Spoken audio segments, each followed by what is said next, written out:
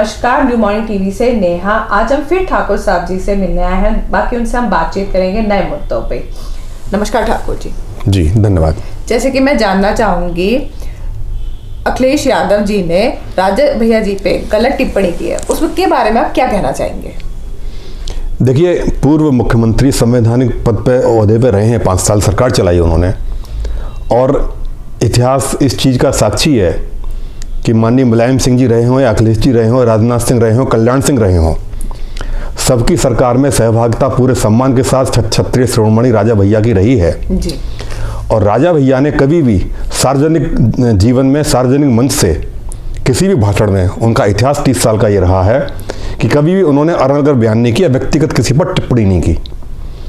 बड़ी शर्मनाक कंडीशन है कि अखिलेश यादव ने, हम भी उनके साथ जुड़े रहे हैं, विनाश काले विपरीत बुद्धि, उनकी बुद्धि को क्या हो गया कि राजा भैया के बारे में उन्होंने इस तरीके की टिप्पणी कर दी। उसकी मैं घोर भर्त्सना करता हूँ, निंदा करता हूँ, और इस पर सफाई देने की भी ज़रूरत है नहीं, क्योंकि 10 तारीख के बाद दिख जाएगा कि कौन किसके यहाँ कुंडी लगा रहा है। जिस तरह का उन्होंने वक्तव्य दिया, मैं तो उनको नाम लेना भी उचित नहीं समझ रहा कि कुंडा में कुंडी लग जाएगी। राजा भैया कभी ऐसे नहीं स्थिति होती है। जब श्री राम भगवान समुद्र के आगे अनुनय विनय कर रहे थे, विनय ने मानत जलद जड़ गए 3 दिन बीत, बोले राम सकोप तब भयबिन होत न प्रीत। तो हम क्षत्रिय लोग हैं, मेरे साथ मेरा भाई मनीष ठाकुर बैठा हुआ है। हम क्षत्रियों की ये कुव्वत रही है हमेशा से इतिहास में कि हम पहले तो बोलते नहीं है, लेकिन लिमिट होती है सुनने की, एक मर्यादा में हम रहते हैं उस चीज़ को, लेकिन मर्यादा का जब उल्लंघन होता है, जिस तरीके से माननीय अखिलेश यादव ने किया जी, तो उसका जवाब देना बड़ा स्वाभाविक है और देना भी चाहिए। तो पहली बार राजा भैया ने बोला सार्वजनिक मंच से कि किसी माई के लान में इतनी कुव्वत नहीं, इतना दम पैदा नहीं हुआ 7 पीढ़ियों तक जो कुंडा में कुंडी लगा दे। ये बयान उन्होंने उनके प्रत्युत्तर में दिया, किसी अहम में नहीं, किसी बदमाशी में नहीं, किसी दबंगई में नहीं, क्योंकि राजपूत वो होता है जो अपनी खुददारी, जमीर और अपने सिद्धांतों से किसी भी तरीके से समझौता नहीं कर सकता, वो असली क्षत्रिय होता है। चंद्रशेखर जी के बाद, अपने पिता के बाद हम राजा भैया को इसलिए मानते हैं क्योंकि उनकी कथनी करने में समानता है। जिस तरह का क्षत्रिय होता है उस तरीके का वो जीवन यापन करते हैं। इस चीज़ को हमने देखा भी है बड़ा नज़दीकी से। तो अखिलेश जी को इस बयान से किस तरीके की बुद्धि उस समय थी, उनको अपना बयान वापस लेना चाहिए और सार्वजनिक रूप से माफ़ी मांगनी चाहिए इस बयान के लिए, कुंडा में कुंडी लगाने का जिस तरीके का वक्तव्य उन्होंने दिया। और हम राजा भैया के साथ हर तरीके से हैं। राजा भैया ने जिस तरीके का उसके प्रत्युत्तर में बयान दिया, वो भी बड़ा मर्यादा में रहकर उन्होंने बोला है, उसके हम साथ हैं। और 10 तारीख में सारा दिख जाएगा कुंडा में कुंडी कौन लगा रहा है। गुलशन यादव के ऊपर कंधे पे हाथ रख के जिस तरीके का उन्होंने वक्तव्य दिया, पुराना वो गुलशन यादव चेला ही रहा है माननीय राजा भैया का जी। तो इस बयान की निंदा करते हैं, बात करते हैं, उनसे भी जानते हैं उनके क्या विचारधारा है।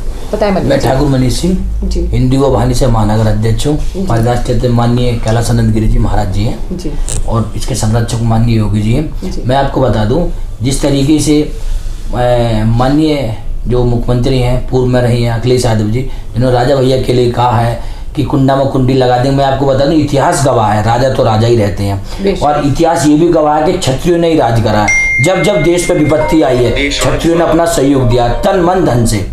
तो मैं आपको बता देना चाहता हूँ, रहीमन पानी राखी और बिन पानी सब सून, अब पानी गई नवरे मोती मानत चून।